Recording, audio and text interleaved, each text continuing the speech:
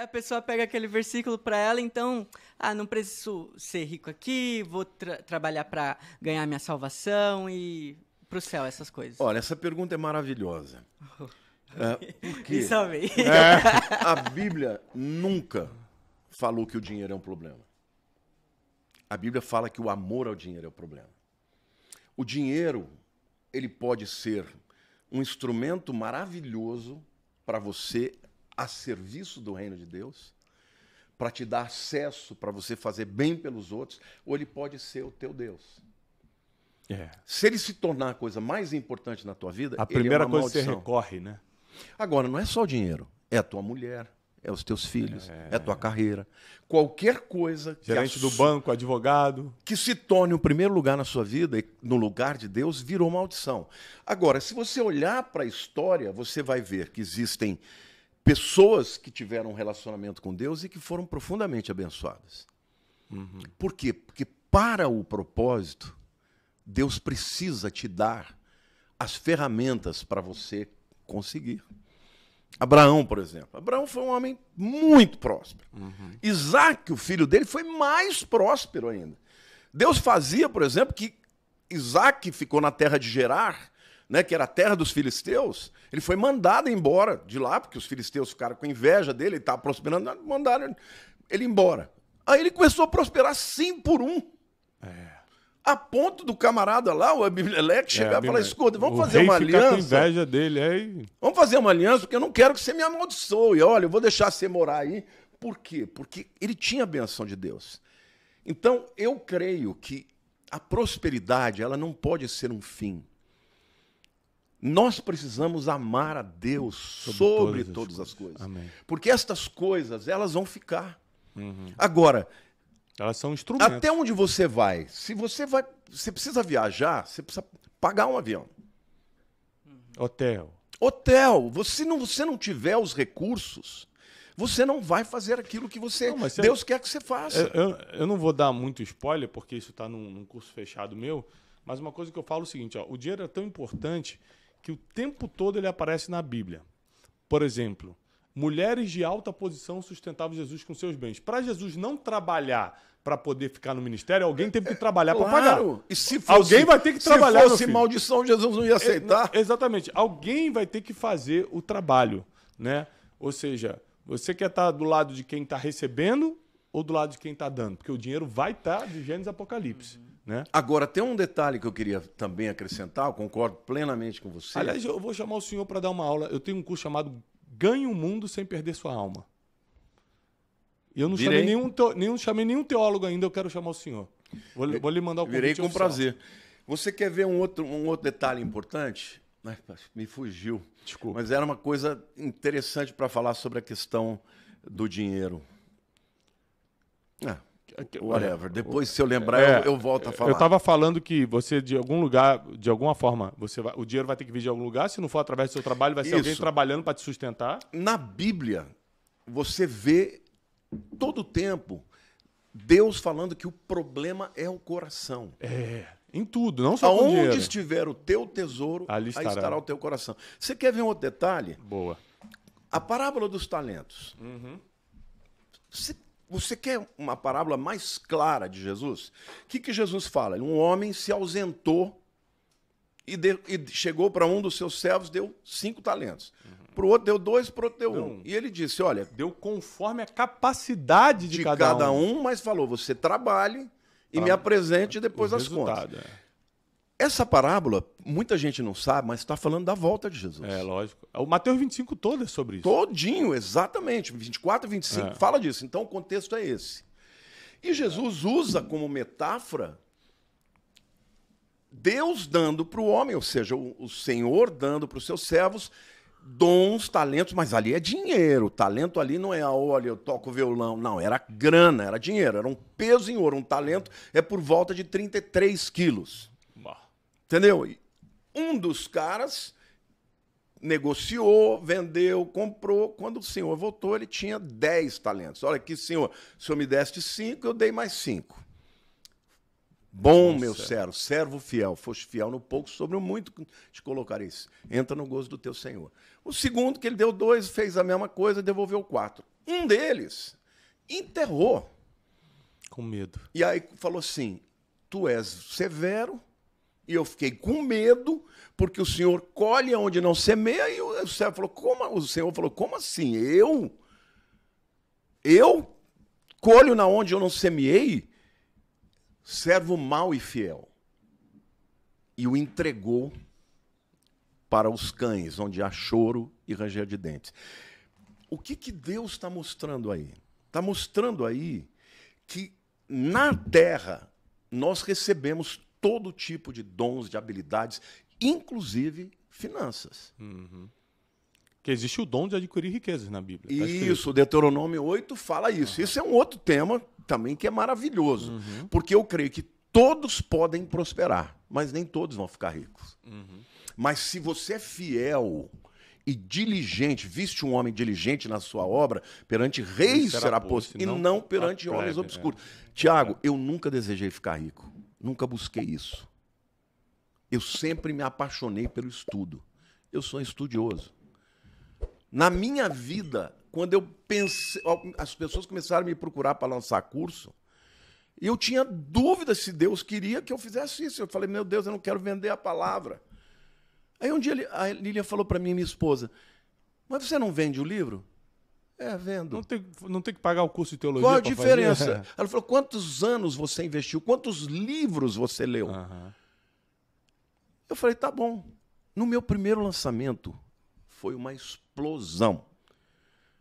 Deus fez na minha vida, tanto pelo YouTube quanto pelos cursos que eu lancei, ele me abençoou muito. Mas o que eu tenho ali? Eu fiquei atrás disso? Não, eu sempre amei gente, eu sempre amei as ovelhas. Mas ele me prosperou, e me prosperou muito. Aí eu falo, bom, Senhor, eu não pedi isso, mas Deus falou, você sempre foi excelente. Eu nunca subi num púlpito para trazer uma mensagem quando eu tinha 50 pessoas que não tivesse o original, o histórico, o social, uma pregação que fosse odierna para o momento.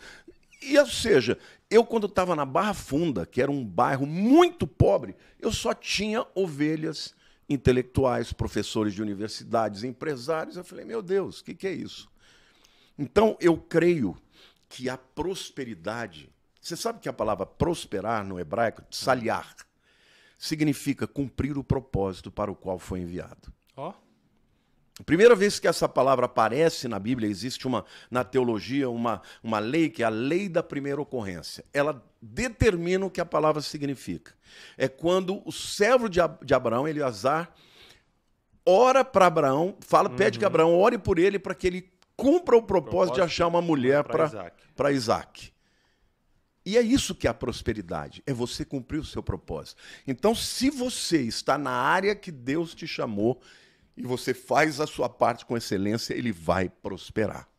Muito bom. Isso significa que o camarada que está na favela, ele vai sair da favela, porque ele vai ser diferente. E eu sempre digo que a excelência agrada a Deus e traz a prosperidade. Quando você é um cozinheiro, que a pessoa come e fala, é uma iguaria, a comida dele não vai ser igual a outra que é uma gororoba. Então, você não pode amar o dinheiro a ponto de só buscar o dinheiro. Porque se isso for o teu amor, você faz qualquer negócio. Você se corrompe, você passa por cima do outro, passa o outro para trás. Agora, se você ama Deus e age com excelência, com princípios de generosidade, você vai prosperar. Essa é a minha história. Eu nunca na minha vida procurei prosperidade. Nem pregar eu pregava sobre isso. De vez em quando eu falava sobre o tema. Mas Deus me prosperou abundantemente. Agora, eu vou rejeitar uma bênção de Deus? Então eu digo para as pessoas, se você tem, né, o dom de adquirir riqueza, né, porque lá em Deuteronômio 8, né, Deuteronômio é o livro em que é o último livro de Moisés, ele já estava chegando no tempo de morrer, o povo ia atravessar, né, o Jordão para chegar na Terra Prometida. Ele faz uma recapitulação de todas as leis que ele deu e ele disse, olha, quando vocês chegarem naquela terra que o Senhor vai dar, ela é uma terra diferente do Egito. Porque no Egito o camarada jogava a semente, pisava, nascia, por causa da enchente do Nilo. As margens eram muito férteis. Ele falou, lá não. Lá é uma terra de montanhas, de vales, de rios. a chuva virá se vocês forem fiéis.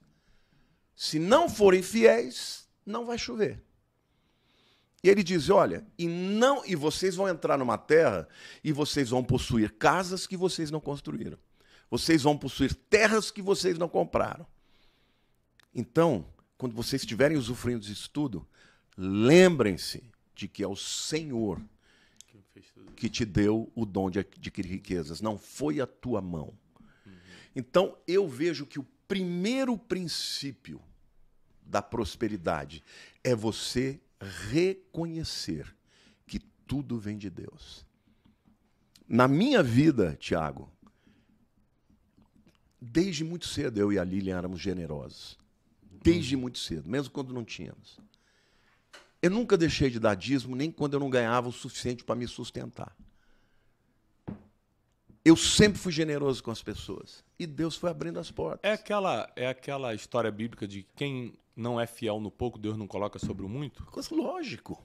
É óbvio. Agora, não é só ser generoso e compreender que tudo vem de Deus. Isso é uma parte. Agora, ele te deu os dons. E você tem que trabalhar esses dons, tem que desenvolver. Você tem que... Olha, eu nasci com um dom musical extraordinário. Eu tenho ouvido absoluto. Desde pequenininho, com 5 anos, eu ouvi uma música e já saía tocando. Minha mãe, que era professora, concertista de piano, no 6º ano ela descobriu que eu não li uma nota. Porque eu ouvia música o dia inteiro, eu chegava, tocava de cor. Ela falou, mas essa nota não está aí. Eu dei uma nota dissonante. Eu falei, mas eu não estou lendo. A partir daquele dia ela falou, então eu não posso te ensinar mais. Eu tinha um dom maravilhoso. Mas eu não desenvolvi o tanto que eu podia desenvolver. Por isso eu sou um tocador e não sou um concertista. Então, Deus dá os dons, aqueles talentos, mas você tem que fazer a tua parte. O trabalho, a diligência, a resiliência. A disciplina é sua. A disciplina, porque cada vez que você vai aumentando de patamar, você vai ficando melhor. E naturalmente isso traz a prosperidade. Naturalmente traz a prosperidade. Agora, a gente sempre tem que tomar cuidado para não amar mais o dinheiro do que a Deus. Porque essa é a tentação das pessoas, geralmente, né? Elas se apegam muito à materialidade, que não vamos levar para o mundo vindouro, que é o mais importante, é o maior tempo da nossa vida, que é eterno, e se esquecem do motivo pelo qual elas prosperaram, né? Isso é algo que a gente se esforça muito, né? Eu, Janine, as crianças lá em casa, de sempre lembrar que tudo que nós temos veio de Deus. Esse dia eu estava conversando com um dos maiores evangelistas hoje, um cara que ganha muita gente para Jesus no Brasil e no mundo, e ele tá falando, cara, eu tô muito feliz porque bati tantos milhões no YouTube e fiz não sei o que e tal, e comprei a casa do meu sonho. Eu falei assim, não se esqueça que tudo que nós temos veio de Deus. Exato. Tudo. Qual a diferença de você ter um Fusquinha ou de ter uma Ferrari? É carro. Só tem o conforto, a diferença. Não, beleza. A gente gosta dessas coisas. Eu não gosto muito de carro, então não é um assunto que eu gosto. O que eu estou te falando é o seguinte, Deus não fica escandalizado, porque se Deus fosse ter um carro... Uma Ferrari, uma Porsche seria um carrinho de nada, né? Perto das carruagens dos céus. Deus olha o coração. Deus olha o coração. Então, nós, na nossa vida, a gente tem que lembrar todo dia que tudo vem dele, até a sua inteligência, até a sua capacidade, até o seu dom veio dele. Isso. Então, dá glória para ele. Esse reconhecimento é muito importante. Isso é tão sério que o Herodes, lá em Cesareia, um dia ele entrou para falar com o povo naquele anfiteatro maravilhoso, entendeu? A roupa dele estava com fios de prata. E a Bíblia diz que ele, com o sol que batia com ele parecia um deus. E as pessoas começaram a clamar que ele era Deus e tal. E ele gostou daquilo, ele foi fulminado e morreu ali. E também, Deus não divide a sua glória com ninguém. E também quando Pilatos... falou assim, você não sabe que eu tenho autoridade para te soltar agora mesmo? Jesus fala uma coisa profunda. Nenhuma autoridade seria dada se não viesse do céu. É óbvio. Ou seja, qualquer coisa que acontece foi permissão de Deus. Aproveitando esse assunto, o que o senhor pode esclarecer para a gente da passagem do jovem rico? O jovem rico, ele se aproximou de Jesus. O problema do jovem rico não era o dinheiro. Ele se aproximou de Jesus para ser validado. Ele queria chegar para Jesus, que Jesus falava, você é o cara, você não precisa fazer nada. E era isso que estava em jogo, porque a questão ali, se a gente está falando aqui que não é o que eu faço, ou o que eu deixo fazer, não importa o quão bom ele fosse, o quão cumpridor da lei ele fosse, ele ainda era pecador. Então ele chega para Jesus dizendo, bom mestre, o que eu tenho que fazer para ser salvo? Jesus falou, você conheça a lei, cumpre a lei e obedeça. Ele fala, já faço isso. Desde a mocidade. Desde a mocidade, eu nunca pequei, olha como eu sou o cara. Aí Jesus fala, então se queres ser perfeito, ele muda, não é mais salvação. Agora, se queres ser perfeito... Mas veja, a perfeição é o que é necessário para a salvação. Porque na salvação, se você tirar 9,99, você não entra. Ele estava achando que ele era salvo. Ele estava achando que podia discutir com o dono da salvação. E Jesus, ele queria validação de Jesus. Não, pode ir. Você é o cara, você é maravilhoso. Ele falou, é. Então é o seguinte, vende tudo que você tem e dá para os pobres. Aí ele falou, não, mas aí é demais. Se ele tivesse chegado e falado, Senhor, eu sou um pecador, Jesus nem ia pedir o dinheiro dele. Você já reparou? No caso do Zaqueu, que era um ladrãozinho, né? E um traidor do povo, porque ele era judeu, só que ele representava os romanos. Tomando dinheiro de judeu. E impostos extorsivos, né? Quer dizer, o povo passando fome, o cara tomava das pessoas, e se não desse, ia para cadeia.